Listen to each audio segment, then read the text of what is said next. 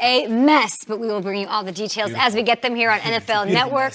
Let's go to the Browns here. Baker Mayfield, he made some more headlines yesterday in an interview with GQ magazine. He said, quote, "I cannot believe the Giants took Daniel Jones. Blows my mind. Some people overthink it. That's where people go wrong. They forget you've got to win. Either you have a history of winning and being that guy for your team, or you don't." So Baker later clarified his comments on Instagram, saying, quote, "This is not what I said. Just so we're clear. I also said I was surprised I got drafted number 1. Then when talking about the flaws in evaluating quarterbacks, where I brought up winning being important. Reporters and media will do anything to come up with a clickbait story. Heard nothing but good things and wish nothing but the best for Daniel." Okay, well now we have to get the Giants side of things, right? Because the Giants versus Cleveland, clearly. Pat Shurmur, head coach of the G-Men, had this to say about these comments. Quite frankly, on our list of issues of the day, it really doesn't matter what Odell or Baker said. There's many other things that we should probably be discussing. You know, I certainly have a lot to focus on here. I got a lot to worry about here, and I'm, focused on that. So it's been good, but I'm, just focus on what I'm doing here. Do you think Baker's comments were taken out of context here, Shrakes? Sure, but to say he didn't say it is going up against every journalistic protocol you take. I don't know the writer from GQ Magazine, but I used to write for GQ Magazine.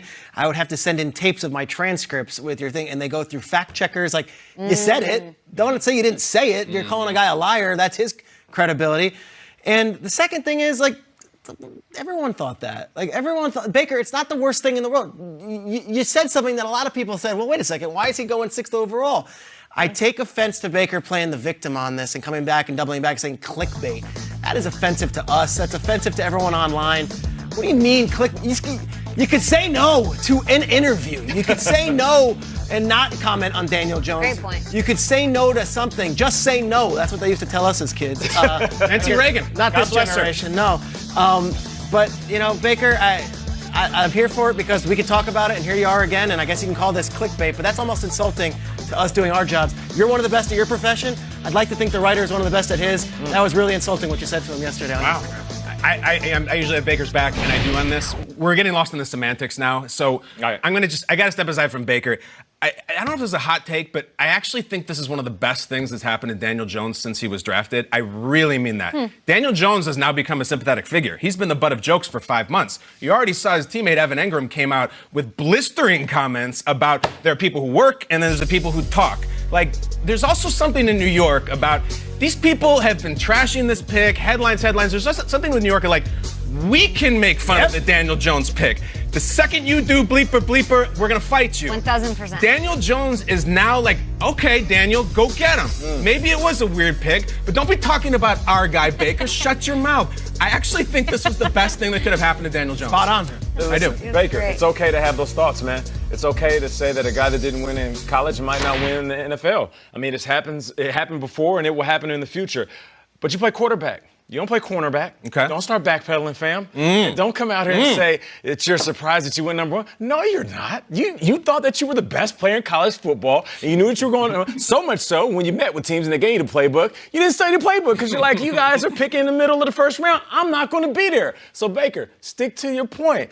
Come on, Baker. Come on, Baker. I don't think it's, stick to it, buddy. Stick to your point, but it's also learn from this, right? Because this could have been worse, and he's trying to, backpedal and do whatever. It's one thing when you're confident and you say, I'm the best quarterback, or I should have gone number 1, or my team is the best, my team's better than all the other ones. It's different when you start talking about other players. If Jalen Ramsey came out and said, I'm just the best shutdown corner, that's different from him going and talking about other quarterbacks. Once you start doing that, you're not going to make any friends, and he just keeps putting more and more pressure on his shoulders. The pressure's already there. You are a quarterback in the National Football League, and there's a reason that QBs don't talk like this because they wear those W's and L's around their neck, Shrakes. Yeah, and real quickly, Daniel Jones, that was the most New York Giants response ever. I respect Baker Mayfield's game.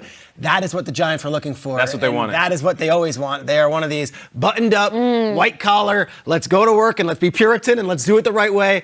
This is the ultimate Giants quarterback in personality. It's the perfect torch from Eli Manning, whether you like it or not. You've got